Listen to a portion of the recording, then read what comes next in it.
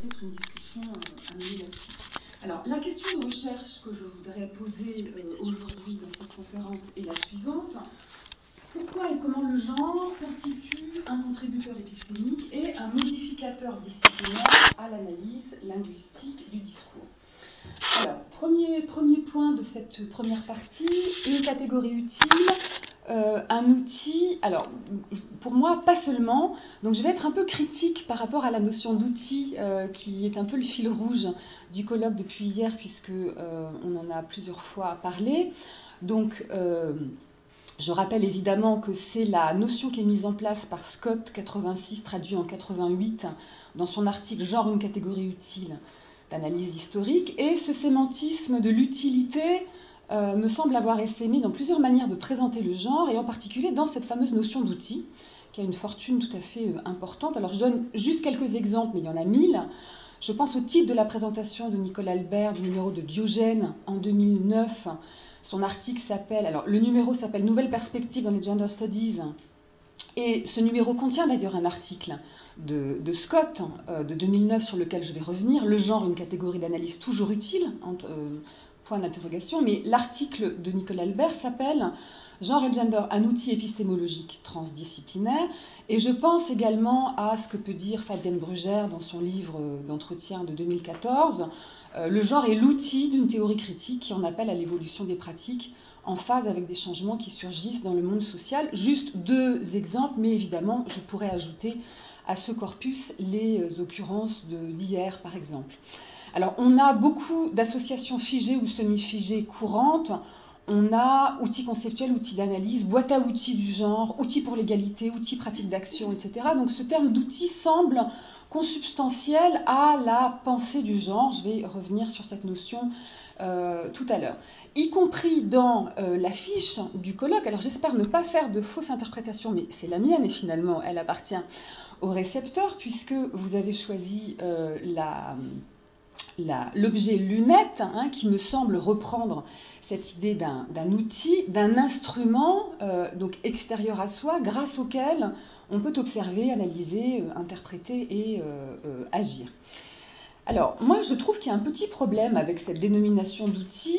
Alors, c'est un problème aussi, c'est un peu un problème de linguiste. C'est un problème qui est présent en linguistique, puisque la langue est très souvent considérée par les non-linguistes, mais aussi par certains linguistes, comme un outil de communication. Alors, le problème vient du fait que ce qui est considéré comme un outil est de fait distinct ou extérieur à ce à quoi il sert. Donc, en ce qui concerne le genre, pour Scott, c'est l'analyse historique, c'est l'élaboration des connaissances pour Nicolas Albert, et en ce qui concerne la langue, c'est la communication, la signification, les contenus de sens. Et donc, cette extériorité de l'outil utile, on pourrait presque faire un mot valise, un outil, quelque chose comme ça, par rapport aux approches développées, est gênante pour plusieurs raisons.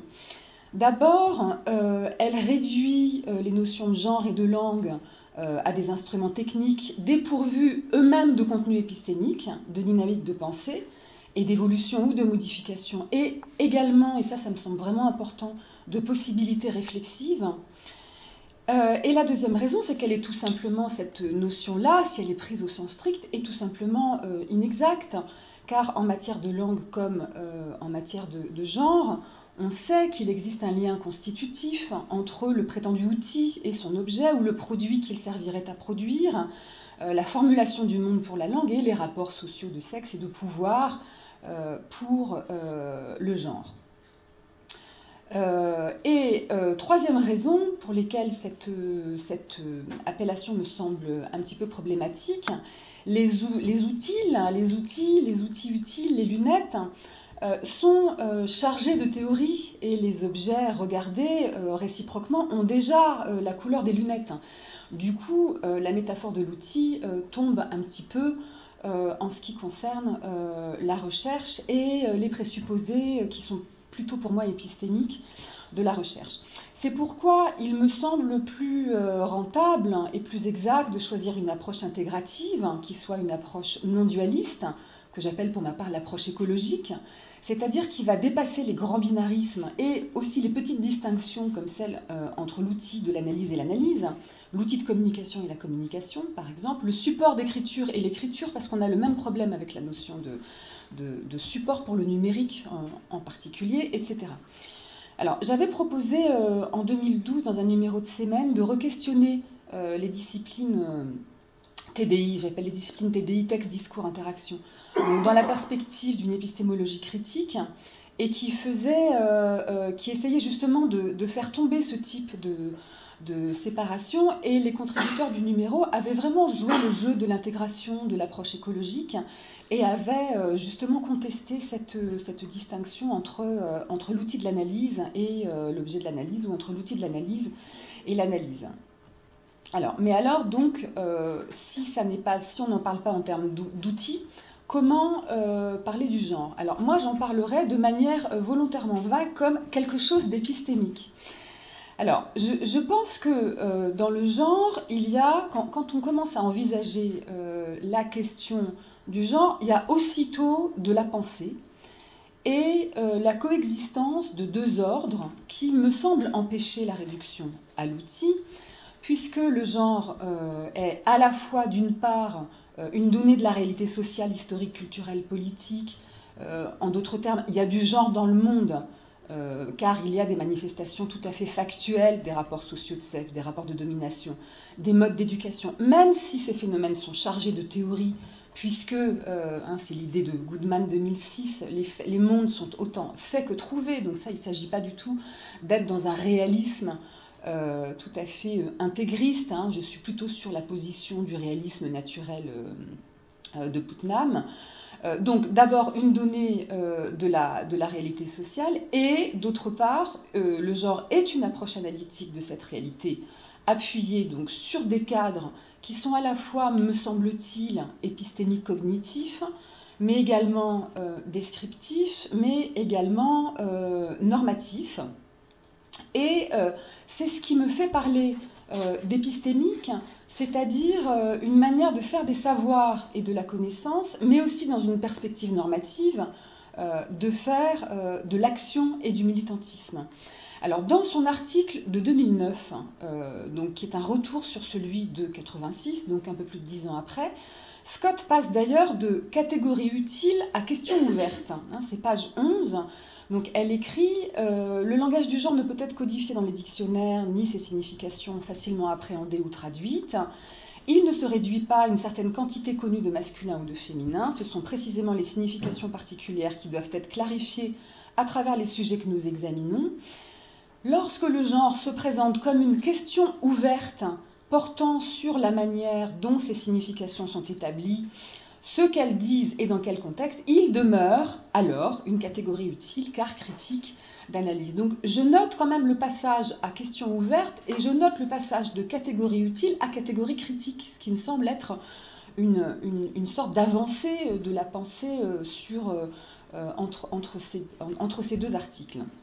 Alors j'aime bien les deux formules de Fabienne Brugère qui parlent du genre comme mouvement d'élucidation du sens, ou bien nouvelle logique du sens pour dire le réel, qui me semble à la fois plus élaborée et plus juste que la notion d'outil.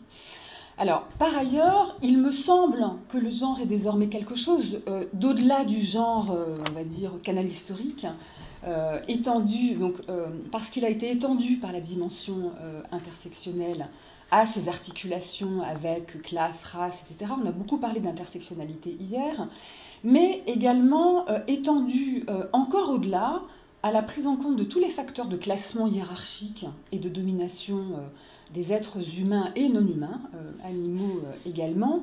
Il y a, je trouve, dans la mobilisation, la mise en œuvre du genre actuellement dans la recherche, mais aussi dans le discours social, celui qui en accepte la notion, une extension sémantique analogue à celle que Butler avait fait subir au féminisme en disant le féminisme, ça n'est pas la défense des femmes. Il me semble que la notion de genre est devenue, et je dis ça vraiment de manière analogique et toute proportion gardée, comme une sorte de synonyme de domination en tout cas, du mot domination, pardon, en tout cas une sorte de prototype, au sens sémantique de meilleur exemplaire possible d'une catégorie, au sens de prototype de toutes les dominations. Donc, le genre est, me semble-t-il, plus un contributeur épistémique qu'un simple outil ou une catégorie, et sa mobilisation me semble du coup aussi nécessiter un bon équipement épistémologique dans les disciplines ou les interdisciplines dans lesquelles les chercheuses et les chercheurs le déploient. Donc, sous ces aspects de questions ouvertes, de mouvements d'élucidation du sens, de prototypes de la domination, je voudrais maintenant donc l'examiner comme contributeur épistémique à l'analyse du discours et commencer par constater qu'il est étrangement absent dans l'analyse du discours. Alors, mon titre est un petit peu un clin d'œil, est un petit peu un intertexte pour linguistes, puisque je fais allusion ici à deux articles de Michel Pêcheux et de Jean-Jacques Courtine, l'étrange miroir de l'analyse du discours et l'étrange mémoire de l'analyse du discours. Bref, alors, tout d'abord, une discipline gender-blind. Alors, ce sont les termes du titre d'un bref article de Marlène Coulanguli et Juliette Rennes, paru dans la revue Mo, c'est la revue des 30 ans, le numéro des 30 ans, en 2012. L'article s'appelle « Genre politique et analyse du discours, une tradition épistémologique française gender-blind ». Donc, elle mentionne d'abord une raison générale, qui est celle du neutre universel, pour expliquer cet angle mort. Donc elles écrivent « Le mythe du neutre universel, particulièrement ancré dans la tradition épistémologique et politique hexagonale, a rendu cette dernière fort peu accueillante aux cultural studies et aux théories féministes qui sont en partie à l'origine de la pensée du genre. » Alors j'ai un petit désaccord avec la notion de neutre universel, à laquelle je préfère très largement la formule de Hartsock qui est citée dans Dorlin 2008, donc cette idée de masculinité abstraite du sujet connaissant, je pense qu'elle est beaucoup plus juste que le neutre universel, et elle est aussi beaucoup plus juste pour qualifier la position du locuteur en linguistique et en analyse du discours, qui est toujours comme ça une instance énonciative abstraite et assez peu située, sauf dans des travaux dont je parlerai tout à l'heure. Je note, entre parenthèses, dans leur citation, ce terme de pensée du genre qui me plaît beaucoup et qui me semble beaucoup plus pertinent donc, que celui d'outils, de catégories ou de questions, de problèmes. La pensée du genre, ça me semble... en tout cas, ça va bien avec avec mon idée de quelque chose d'épistémique. Alors, je donne un exemple rapide d'angle mort de la pensée du genre dans des travaux en analyse du discours. Je prends un classique de l'AD chez nous qui est la question de la dénomination. Et je prends cet exemple-là parce qu'elle est évidemment cruciale dans la pensée du genre, dans les questions qui peuvent être ouvertes, évidemment, à partir du moment où on se pose la question des rapports de domination et la question de la hiérarchisation. Alors, j'ai fait une petite histoire scandaleusement rapide, bien sûr, de la dénomination.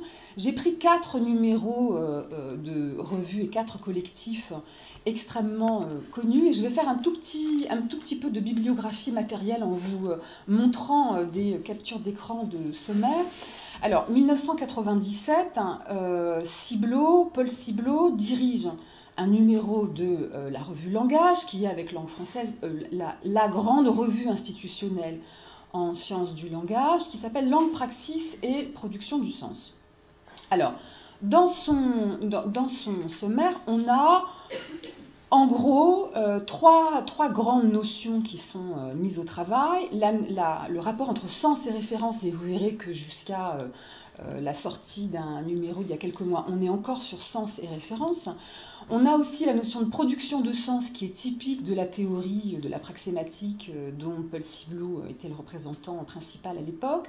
Et on a aussi un article sur sujet et praxis, mais on est sur le sujet marxiste, et donc il n'est absolument pas du tout question de genre. On est en 97, donc il n'y a pas de critique et de reproche à faire. 2001, Paul Ciblot organise un nouveau numéro sur la dénomination, donc dans la revue de son labo, qui est les cahiers de praxématique, où on a de nouveau un article sur sens et référence, de nouveau un article sur la dénomination, et on a un article tout à fait passionnant d'André Collineau, qui est l'analyse des définitions du mot famille dans les dictionnaires, qui est un article où André Collineau, qui est vraiment un des héritiers directs de l'analyse du discours française, qui a travaillé avec Francine Mazière sur la lexicographie, ils ont écrit ensemble un grand classique qui s'appelle Un prêt-à-parler le dictionnaire, où ils montrent tout ce que le dictionnaire peut contenir d'idéologique, contrairement à l'image de neutralité lexicographique qu'il a en général. Et donc, André Collineau, dans cet article, en conclut à une normativité très grande du discours sur le plan de ses formes, simplement, donc de ses modalités, dans la définition du mot famille.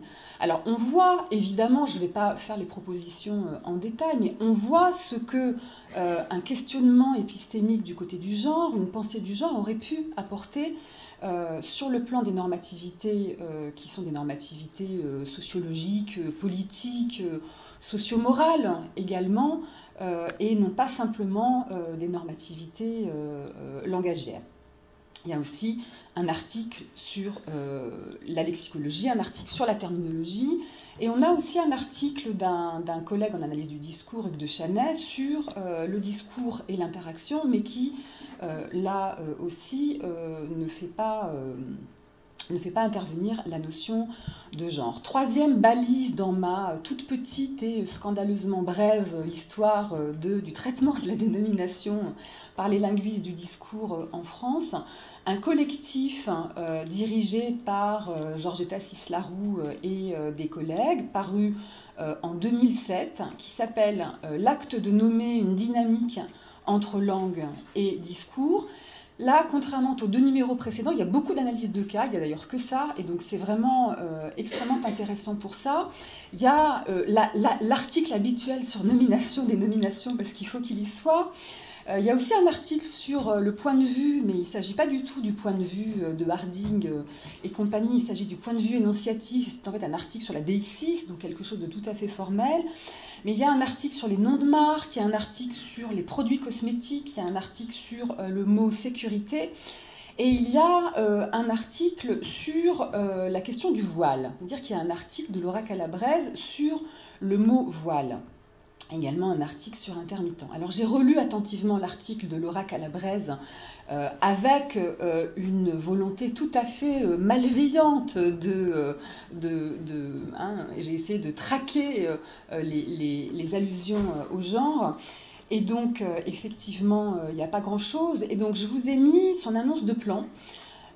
Et la manière dont elle envisage le traitement, son corpus, c'est le traitement du mot voile dans un corpus de presse quotidienne française. Une série de questions se trouve à l'origine de ce travail. Première question, pourquoi ce foisonnement des nominatifs pour parler des événements liés au voile ? Pourquoi les désignants sont-ils réellement vagues et tellement éloquents en même temps, comme dans Affaire du voile ou Question du voile ? Pourquoi a-t-on la double impression de savoir de quoi il s'agit et de rater une partie du programme de sens inscrit dans la dénomination ?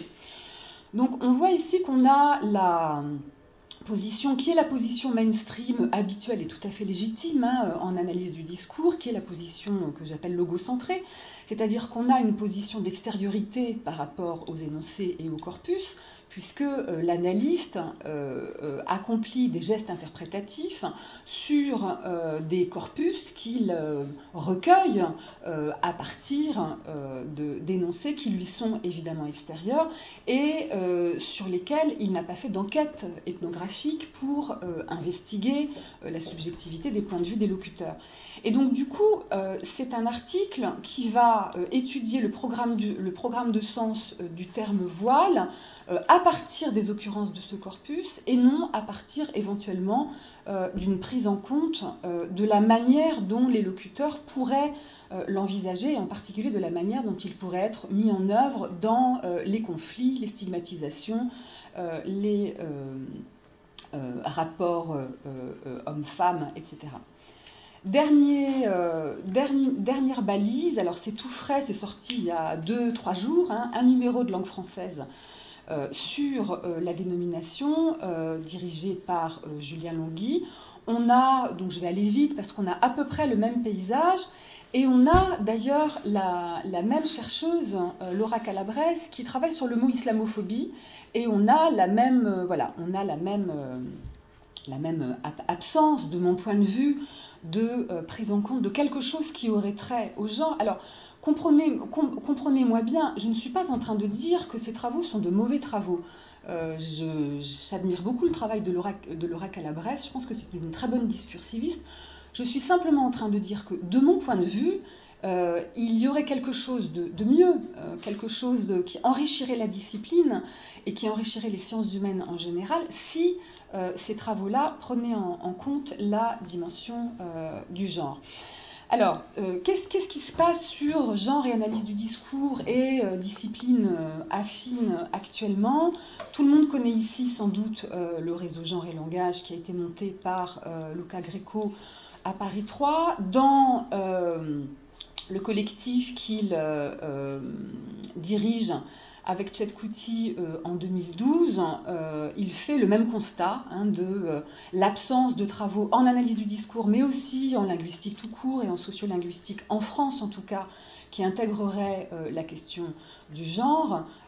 Il rappelle qu'aux États-Unis, la tradition est quand même plus ancienne et implantée par des gens comme Cameron, Tannen ou bien Lakoff. Et je pense que la question intéressante, c'est la question pourquoi. Puisque aux États-Unis et dans d'autres pays, la linguistique et les sciences du langage ont quand même intégré la dimension du genre depuis assez longtemps, qu'est-ce qui se passe en France pour qu'elle ne l'intègre pas? Alors il n'y a pas d'explication dans l'article de Coulonguli et Rennes, et je trouve ça plutôt dommage, parce que cette explication est évidemment un bon appui pour proposer une intégration. Alors, j'aurais deux réponses à ça. D'abord, je pense que la question du genre ou des femmes ou de la féminisation est très largement occupée en France par un paradigme extrêmement important qui est le paradigme de la féminisation des noms de métiers, qui est un paradigme morphologique, lexicologique, lexicographique, morphophonétique, graphophonétique, qui est extrêmement important et qui continue de se développer. D'ailleurs, qui se développe un petit peu dans l'écriture. Hier, Dominique Desmarcheliers a rappelé l'appel à article d'un numéro de mots dirigé par Hugues de Chagny qui s'appelle « Écrire le genre ». On reste malgré tout sur de la scripturalité, et donc on va rester sur des phénomènes graphophonétiques ou bien graphodiscursifs, mais on va quand même être dans la tradition de la féminisation des noms de métiers. Donc, il y a ça. Ce que Marlène Coulonguli et Juliette Rennes citent dans leur article, c'est quelques travaux en analyse du discours sur l'éthos des femmes politiques. Ce sont des travaux un petit peu occasionnels, je vais en reparler tout à l'heure. Et on doit noter aussi une explosion relativement récente, une multiplication relativement récente sur 3-4 ans de travaux en analyse du discours où le genre va être une variable ou bien un thème, sans questionnement ni refondation théorique la plupart du temps, avec souvent une description des différences langagières ou discursives entre masculin et féminin, par exemple. C'est le cas d'un colloque de 2012 organisé par le groupe CIDI. Donc il manque une intégration qui ne soit pas un ajout superficiel ou une coloration thématique, avec l'idée qu'on va garder les dispositifs méthodologiques et théoriques antérieurs et qu'on va les utiliser pour voir un petit peu ce qui se passe avec le genre. Ce que je dis du genre, je pourrais le dire du numérique, c'est-à-dire que ce n'est pas vraiment spécifique à la question du genre.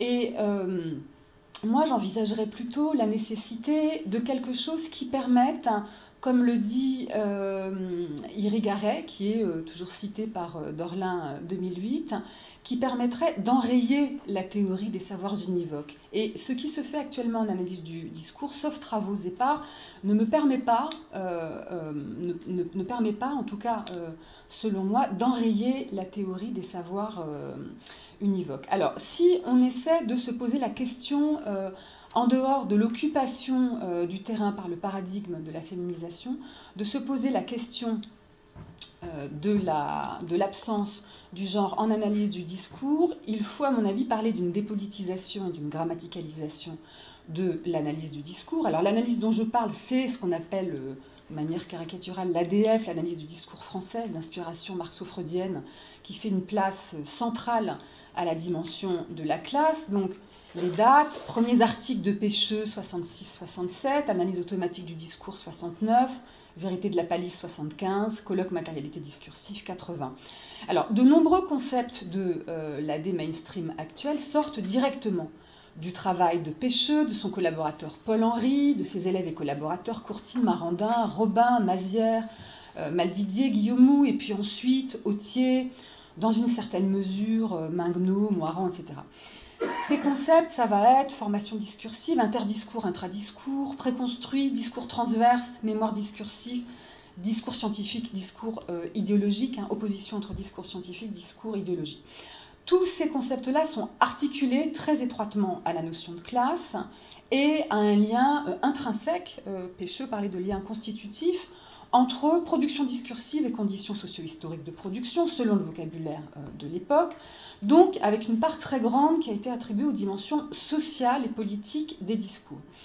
Donc ça paraît très étonnant à première vue que l'AD française n'ait pas intégré le contributeur genre, qui est évidemment éminemment social et politique, ça semble même contradictoire avec les fondements épistémiques. Alors, je pense qu'il y a trois bloqueurs qui expliquent que l'AD, comme d'autres domaines des sciences du langage, résiste au genre. Le premier bloqueur, c'est l'appui sur Saussure, donc qui va évidemment reconduire le locuteur sujet universel ou masculin abstrait. Le deuxième bloqueur, c'est le marxisme. C'est le sujet du marxisme et de la psychanalyse, puisque donc, les relations de pouvoir dans cette AD-là ont été pensées dans le cadre marxiste, donc dans le cadre des rapports sociaux, mais hors de la question des rapports de sexe. Il n'y avait pas de féministes marxistes dans l'équipe de Pêcheux, donc l'oppression de genre n'a pas été envisagée comme une forme de l'oppression du capital, pour reprendre le vocabulaire de l'époque. Donc il y a eu une absence de pensée du genre à l'époque, elle aurait pu exister. Et en ce qui concerne le freudisme, comme on le sait, le sujet de l'inconscient étant rapporté au masculin par le biais du phallus, quoi qu'en disent certains défenseurs de la présence du genre chez Lacan actuel, qui émerge actuellement et qui commence à développer ce genre de discours, on reste quand même sur cette dimension-là. Et le troisième bloqueur, à mon avis, le plus important et le plus intéressant, surtout sur le plan épistémologique, c'est ce que Jean-Jacques Courtine appelle la grammaticalisation de l'analyse du discours française, qui est aussi une dépolitisation et une déshistoricisation.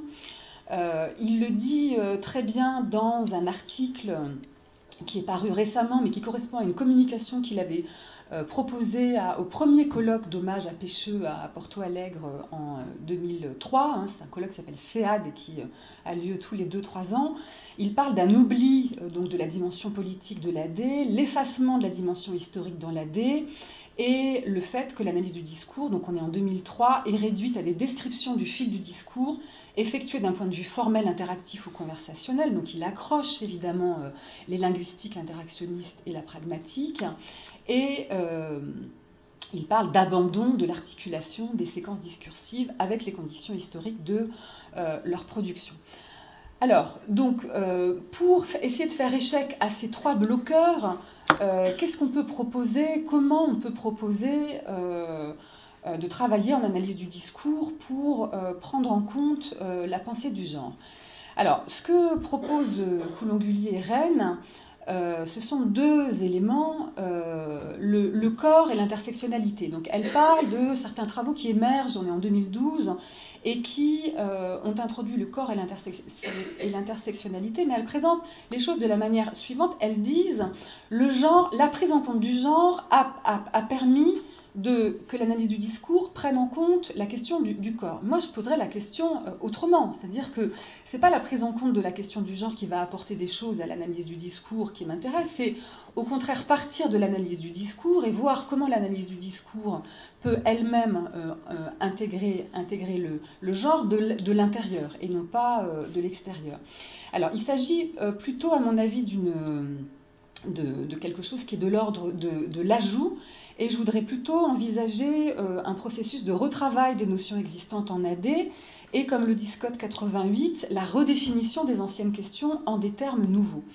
Alors, sur cette question du retravail des notions existantes, il y a 3 cas de figure. Soit le retravail est déjà fait, il est fait ailleurs.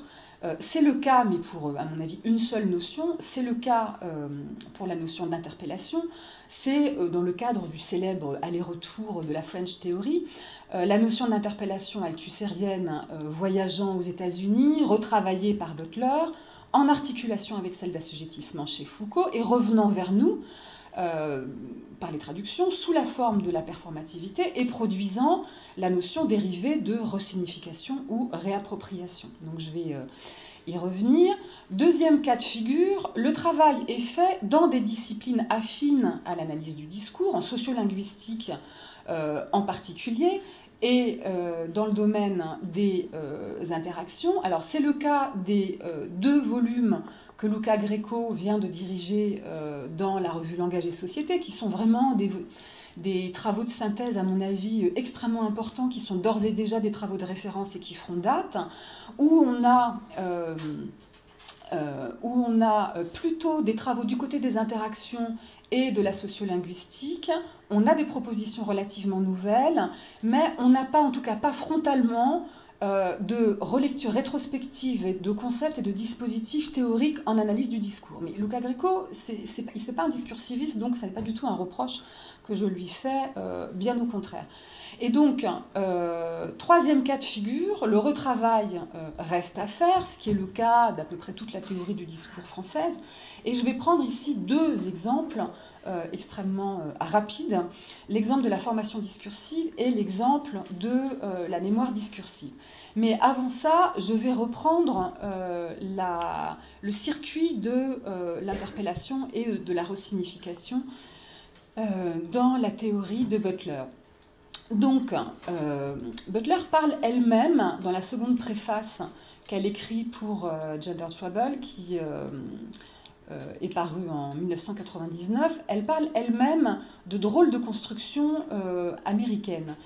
Et donc, effectivement, cette drôle de construction américaine a permis, à mon avis, un retravail des notions de l'analyse du discours française, sans doute à son insu, je ne suis pas du tout sûre qu'elle ait travaillé avec une conscience discursive aiguë, mais de fait, l'effet produit par le travail de Butler est tout à fait important, à mon avis, en analyse du discours. Donc, je passe un petit peu, parce que je vois que le temps m'est compté, donc voilà.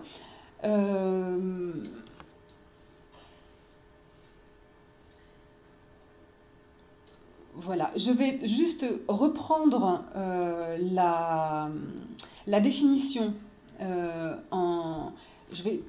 Pardon. Voilà, je reprends le fil de mon discours. À mon avis, une des meilleures définitions, en tout cas celle qui correspond le mieux à l'analyse du discours, telle que je la pratique de la performativité chez Judith Butler, c'est dans Le pouvoir des mots, et c'est une définition qui est très très proche d'une citation d'Althusser, donc où elle cite de manière très très étroite la théorie de l'interpellation althussérienne, et c'est le moment où elle explique que l'existence sociale du corps est d'abord rendue possible par son interpellation à l'intérieur des termes du langage, Et ensuite, elle développe une reformulation, elle reformule le texte d'Althusser dans La Pensée en 70. Pour le comprendre, il nous faut imaginer une scène impossible, celle d'un corps qui n'a pas encore été socialement défini, un corps auquel, à rigoureusement parler, nous n'avons pas accès. C'est un extrait célèbre et qui néanmoins devient accessible à l'occasion d'une adresse, d'un appel, d'une interpellation qui ne le découvre pas, mais qui fondamentalement le constitue. Donc on est très très proche du texte d'Althusser sur l'interpellation dans le célèbre article Idéologie, appareil idéologique d'État, où Althusser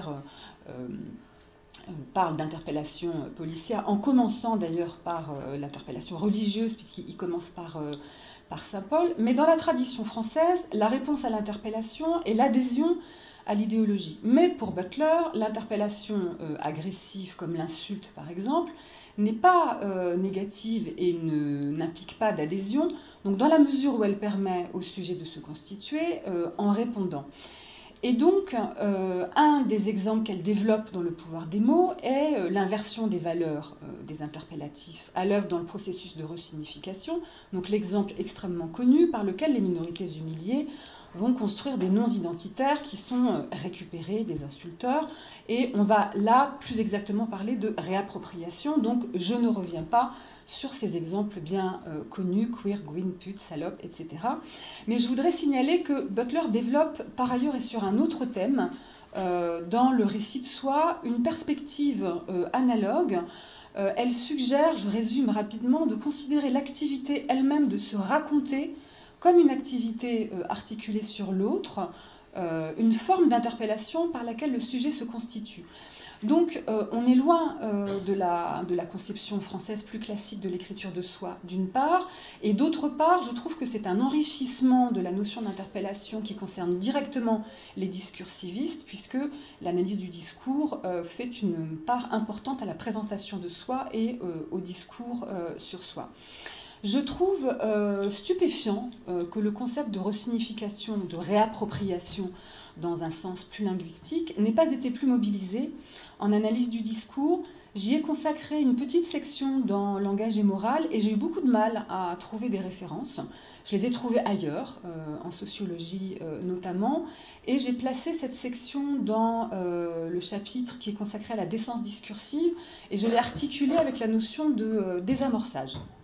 Voilà, alors pourquoi est-ce que la notion de resignification, de réappropriation n'est pas entrée dans la boîte à outils, pour reprendre la métaphore de l'outil de l'analyse du discours? Sans doute parce que ce phénomène rencontre également des bloqueurs qui sont des concepts plus anciens et plus légitimes, l'évolution sémantique, le changement de sens, le dialogisme ou même la notion de mémoire discursive à partir de la position sujet masculin abstrait. Et également le bloqueur principal étant la marginalisation du genre comme contributeur épistémique. Je passe très vite, avant d'aborder ma conclusion, à la formation discursive. C'est une notion star et une des plus populaires dans la définition de la formation discursive. Il faut remonter à la formation sociale. Une formation sociale contient des positionnements politiques et idéologiques collectifs. Eux-mêmes vont produire des formations idéologiques qui, elles-mêmes, contiennent des formations discursives qu'on va définir très rapidement comme des ensembles de possibilités, impossibilités de discours sur des objets. Et donc, ces formations discursives auront un impact sur les éléments langagiers, sémantiques, les genres et les registres. Les exemples traditionnels qui sont étudiés en AD sont le discours raciste, le discours colonial, le discours patronal. Alors je vais passer très vite sur le retravail de la formation discursive avec la contribution du genre, parce que c'est un travail qui est fait actuellement par Noémie Marinier et par Gloria França dans leur thèse. Donc Noémie Marinier propose la formation discursive de sexe, genre, sexualité et Gloria França propose la formation discursive de genre. Donc c'est un travail qui ne m'appartient pas. Il s'agit, je vais simplement de dire ce qui m'appartient dans ce travail. Il s'agit de modifier et d'élargir les catégories de classe, les catégories de position, de pouvoir et d'idéologie, en partie à travers l'intersectionnalité. Et ce que ça permet en analyse du discours, ça permet de différencier des positionnements discursifs qui autrement restent homogènes et de saisir des feuilletages de sens qui vont à l'encontre des doxas sémantiques habituels.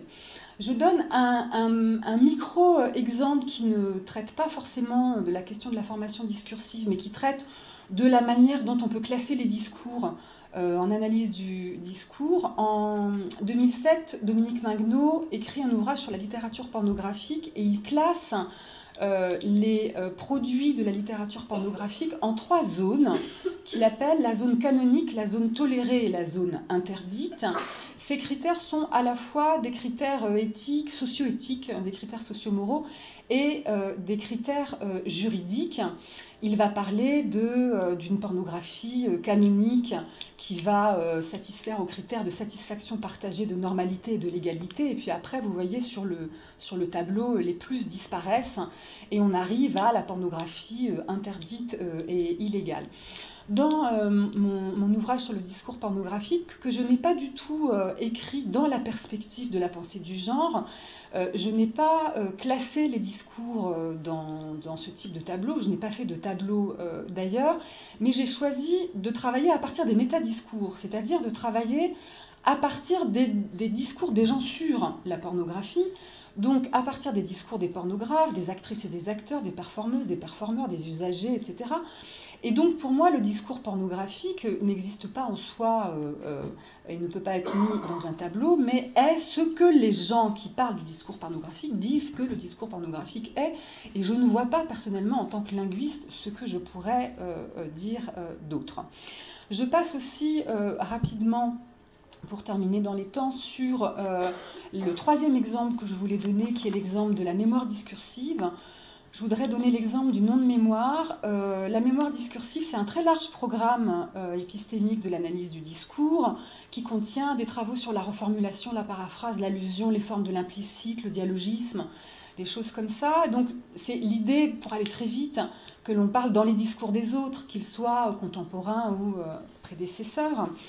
Et l'analyse du discours française a toujours analysé les phénomènes de mémoire discursive de manière assez logocentrée et universalisante à partir d'un geste interprétatif de l'analyse qui mobilise sa propre culture pour détecter des phénomènes de mémoire et donc en constituer des observables. Donc je donne comme exemple ce que j'appelle donc les noms de mémoire, c'est-à-dire des noms propres. Dans mes travaux, ce sont surtout des toponymes qui sont pris dans des sédimentations de sens avec l'idée d'un sémantisme des noms propres dans la version que je défends, contrairement à une version mainstream du nom propre comme désignateur rigide, c'est-à-dire réduit à sa propre référence, mais qui n'aurait pas de sens.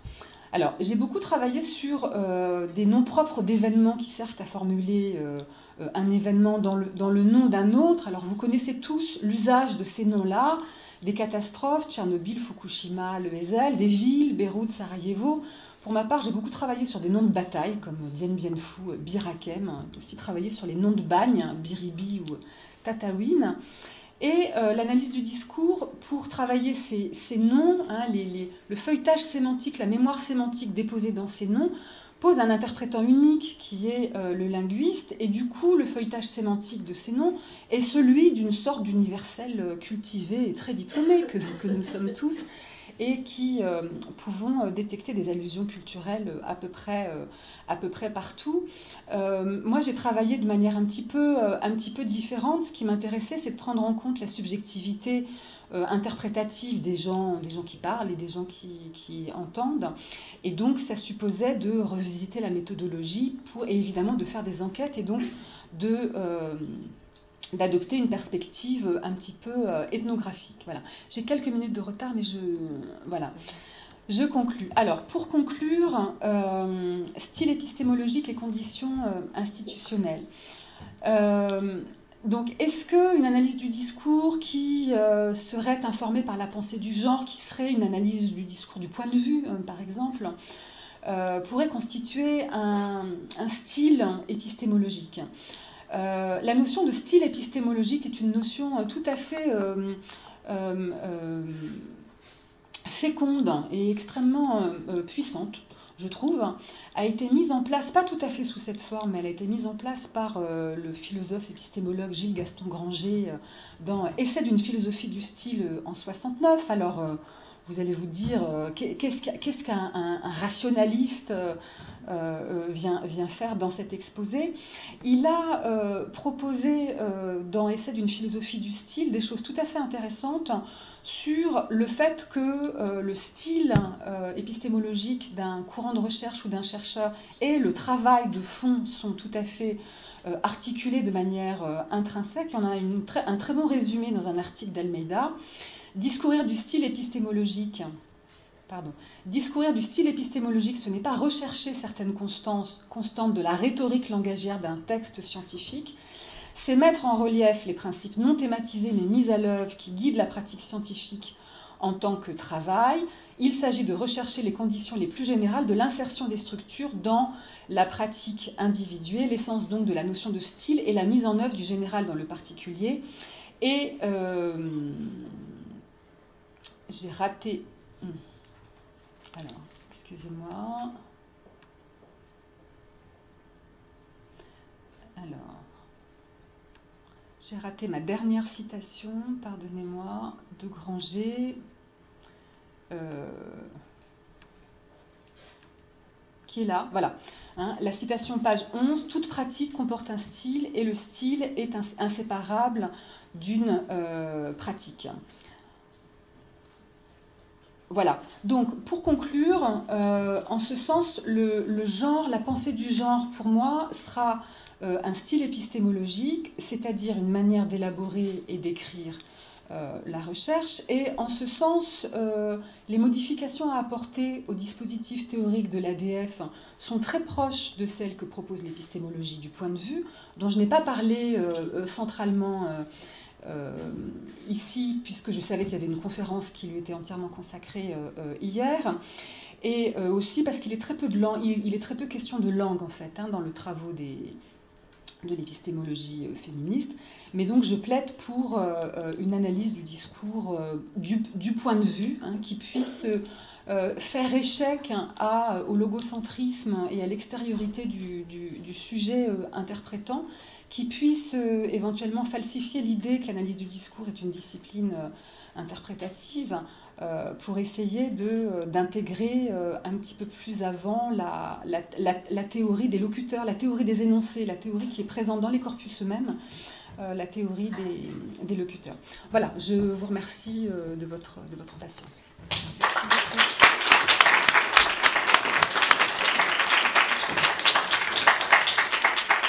Merci beaucoup pour cette conférence. Donc on a quelques minutes pour poser des questions. Donc je laisse la parole à la salle. Si vous avez des questions, sont les bienvenues.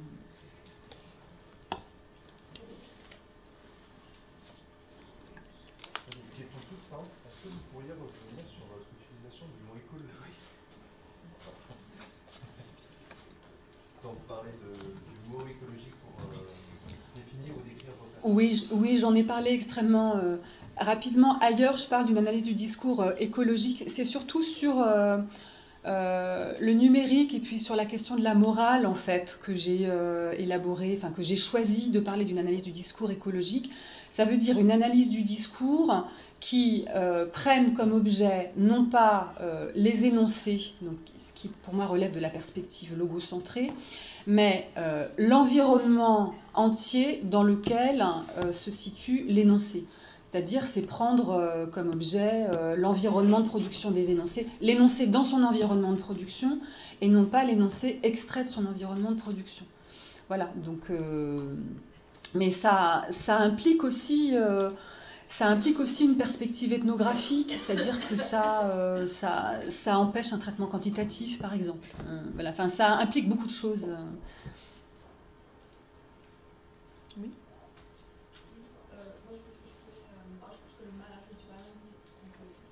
Est-ce que vous pouvez parler un tout petit peu plus fort, s'il vous plaît ?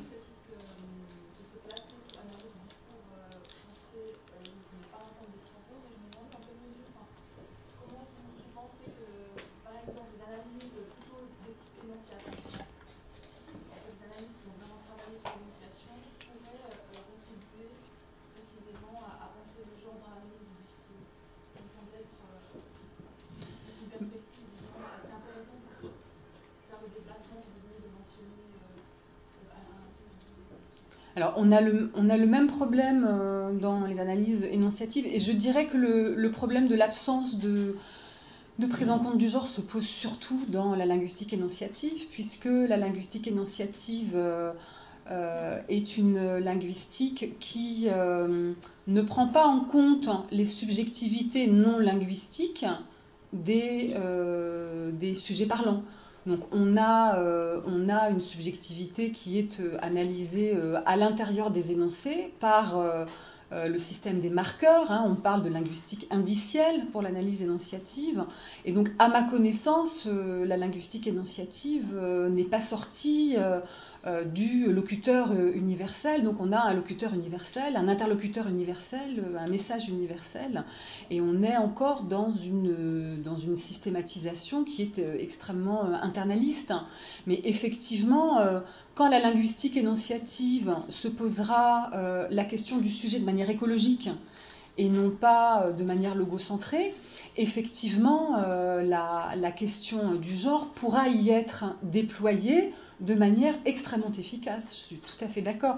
La linguistique énonciative, si vous voulez, est non pas une des composantes, mais un des paradigmes centralement mobilisés par l'analyse du discours. Donc quand je parle d'analyse du discours, j'inclus aussi la linguistique énonciative.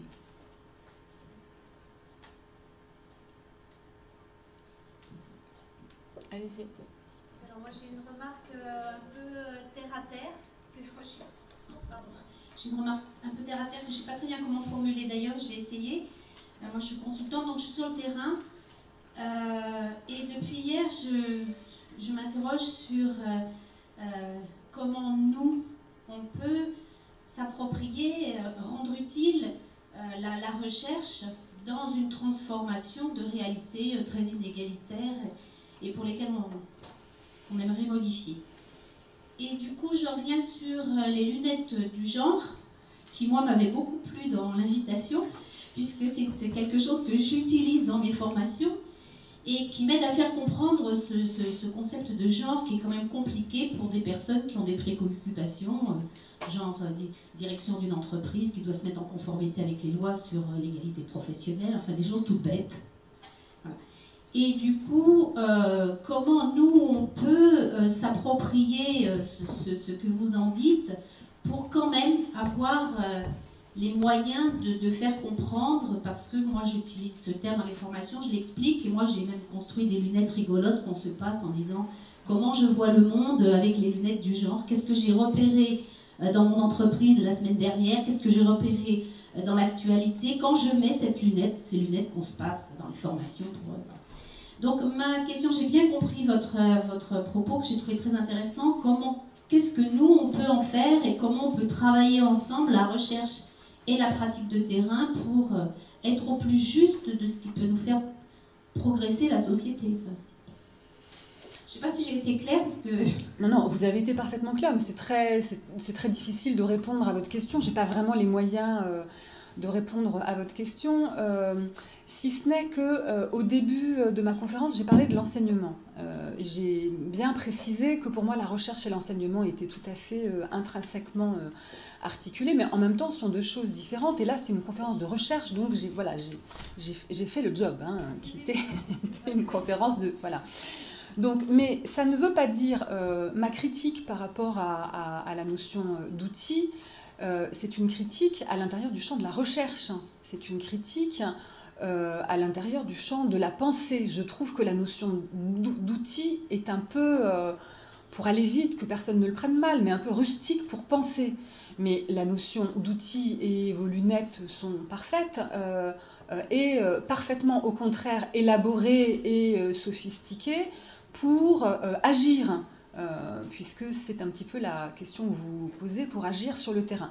Ça, c'est ma première réponse. Donc, je ne dis pas du tout qu'il faut abandonner la notion d'outil pour agir, pour militer, ni même pour enseigner.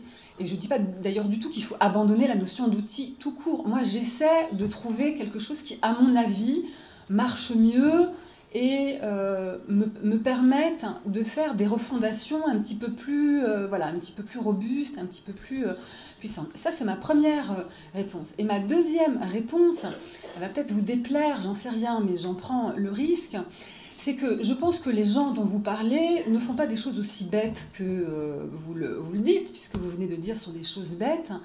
Je pense qu'il faut faire confiance aux gens qui ne sont pas effectivement tous des chercheurs à bac plus 50, et Dieu merci, et que les gens comme les élèves, comme les enfants, sont tout à fait aptes et sont tout à fait capables de comprendre des notions difficiles et sophistiquées.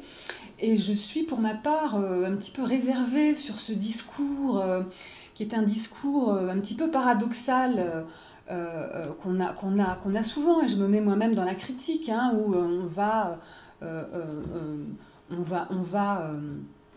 simplifier, on va s'obliger à simplifier, on va essayer de se mettre à la portée des, et en même temps je trouve que ce discours contient une espèce de mépris pour nos interlocuteurs que, à mon avis, il est possible de ne pas avoir. Alors je n'ai pas la solution, je ne sais pas quel est le réglage discursif qu'il faut choisir pour effectivement se faire comprendre, mais pour ma part, j'applique un principe de charité épistémique systématique par rapport à mes interlocuteurs.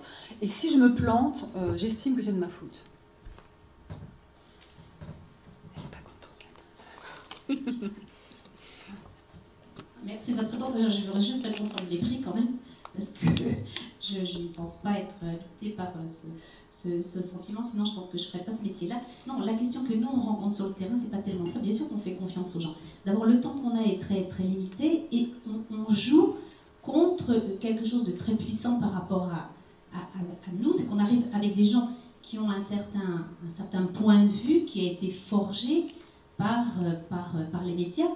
Et donc, c'est pas une question de mépris par rapport aux gens qui sont tout à fait capables de comprendre des choses compliquées. C'est la question que du point de vue forgé, fort, on a en face de soi des gens qui ont un point de vue qui a été formé, non pas par de la réflexion, mais par donc moi, c'est pas la question du mépris, parce qu'effectivement, je pense que je ferais pas ce métier-là si je méprisais les. Au contraire, je pense qu'au contraire, il faut donner tous les éléments pour qu'ils puissent avoir un autre regard critique par rapport à ce qu'ils ont entendu. Je voulais juste revenir sur le mépris, parce que ça, c'est pas exact, enfin. En ce qui me concerne, je ne pense pas. Alors, la mention du mépris que je faisais ne vous concernait pas, hein, c'était un discours général. Mais j'ai une réponse à apporter à ce que vous dites. Je pense aux travaux de Marcelo Dascal. Alors, je vais encore citer un philosophe, pardonnez-moi. Hein. Je pense aux travaux de Marcelo Dascal ou de quelqu'un comme Francine Markovitz. Ils sont des chercheurs de l'université de Tel Aviv qui travaillent beaucoup sur les idées reçues, la doxa, etc. Je pense que c'est une erreur que de lutter contre une doxa, une idée reçue, un stéréotype, par une vérité objective et scientifique. C'est une erreur. Le seul moyen de déboulonner un stéréotype, c'est de le remplacer par un autre stéréotype. Donc, forger des stéréotypes. D'abord, merci pour cette intervention. J'ai trouvé ça très intéressant et je trouvais, je reprends votre expression, ça fait le job, oui, effectivement, c'était vraiment. Merci. C'était vraiment ça. Nos questions de départ étaient vraiment celles-là. Et en fait, ce que vous avez dit sur la métaphore de l'outil qui pouvait manquer d'épaisseur, je le comprends, mais peut-être avec des références qui ne sont pas forcément les mêmes, dans le fait que moi, je pense plutôt en termes de théorie féministe que de genre, et que donc il y en a plusieurs, etc., et que ça implique une épaisseur. Et ce que vous disiez sur l'intégration et l'écologie, ça me faisait aussi penser à la conférence d'hier, qui remettait en question la distinction sujet-objet. Et en fait, ma question porte sur cet aspect-là. Donc, vous avez opposé l'approche avec intégration écologique à une approche logocentrée. Et en fait, je me demandais si cette prise de position au sein de votre discipline, elle venait pas un petit peu calmer le jeu dans une opposition, un débat qui s'est quand même beaucoup rigidifié, qui est devenu de plus en plus violent au fil des années, entre d'un côté les féministes matérialistes et justement les queers, et je pense en particulier à une interview de Delphi qui s'appelle Le genre à la française, où elle dit de façon assez brutale oh là là, en fait, en gros, il y a quand même un problème disciplinaire, puisqu'on a les philosophes et les littéraires d'un côté, alors là, ce qui les intéresse, c'est les discours, donc du coup, elles ne comprennent rien à la réalité sociale, parce que c'est les discours, et nous, voilà, on voit ce que c'est le social. Donc finalement, est-ce que vous, votre approche du discours qui n'est pas logocentré, c'est pas une façon de dire, non, mais on peut faire de l'analyse du discours sans penser que tout est discours, ou qu'on ne comprend pas le reste. Moi, j'étais frappée hier dans, alors je ne sais plus si c'était la conférence ou la discussion de Claude Gauthier, une distinction qui a été faite entre le langage et l'expérience. Ça m'a beaucoup frappée, je l'ai même tweeté d'ailleurs, j'ai même fait un petit tweet ironique là-dessus. Non, mais ça, c'est un petit peu là, pour le coup, c'est quand même, c'est un petit peu l'épistémée de base des sciences du langage, l'idée que il n'y a pas de séparation entre ce qui est langagier, discursif, littéraire, les idées, les mots, etc., et puis la réalité objective. Mais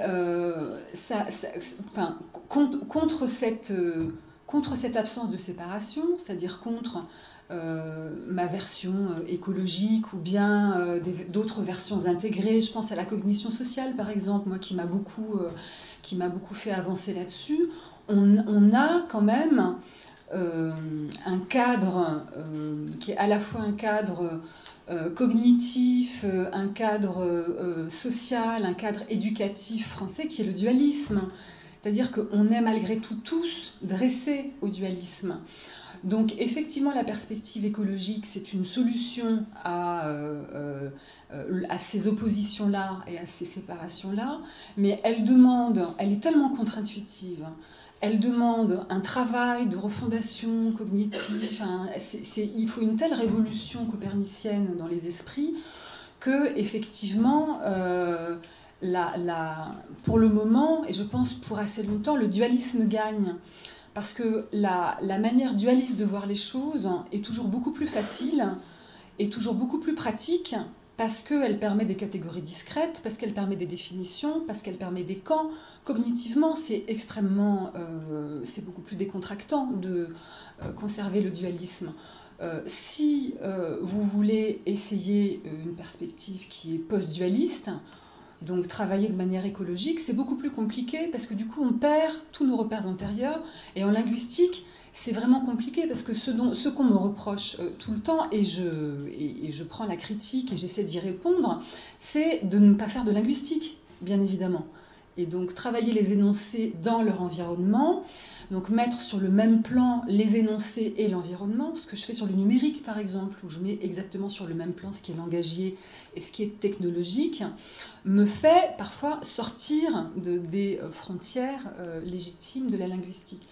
Donc je pense que c'est un problème insoluble, et c'est un problème qui est un problème d'éducation, enfin, c'est presque un problème de cursus universitaire, c'est un problème de constitution de la pensée en fait. Une dernière question, puis après je vous propose qu'on poursuive éventuellement les questions dans la salle de pause autour d'un café. Alors en fait, c'est pas vraiment une question, c'est plutôt une réaction de remarque par rapport à ce que vous disiez, qui m'interpelle un peu. Alors je ne connais pas les philosophes que vous avez cités, mais quand vous dites que pour lutter contre les stéréotypes, vous remplacez un stéréotype par un autre stéréotype, alors je ne suis absolument pas d'accord avec vous. Et je trouve que ça va avoir une drôle d'image à la fois de ce qu'est l'éducation et de ce que c'est que la pensée des gens et leur possibilité de penser par eux-mêmes. Et le stéréotype, faut faire attention parce qu'il y a des fois, là, comme j'entends les discours dans l'éducation nationale, qui a enfin trouvé son ennemi de l'égalité, qui est le stéréotype, le truc extérieur, là, qui vit sa petite vie tout seul. Mais les stéréotypes, c'est nous tous, c'est une élaboration cognitive, c'est un processus qui est long. On n'a pas d'un seul coup un stéréotype là qu'on va remplacer par un autre. Enfin, donc moi, je m'inscris vraiment en faux, ou peut-être parce que vous l'avez dit rapidement, mais, et je ne connais pas ces auteurs encore une fois, mais en tout cas, moi j'aurais tendance à dire à ces philosophes d'aller lire un peu les travaux en psychologie sociale sur les stéréotypes, et on verrait que c'est une vraie fausse solution, ce que vous évoquez, de mon point de vue. Écoutez, je vous promets d'écrire dès ce soir un mail à Marcelo Dascal et à Francine Markovitz pour leur dire d'abord de faire attention, comme vous nous l'avez si scolairement rappelé, et puis pour leur dire d'aller lire de la psychologie cognitive. On est dans un échange scientifique. pas prendre ces grands airs les uns les unes les autres. Je propose qu'on arrête là et qu'on poursuive éventuellement la discussion autour d'un café parce que l'heure file. Et... Ah, il n'y a plus de café. Bon, ce sera un thé alors, ou éventuellement un jus de fruits. Merci. Je récupère ça. Merci beaucoup.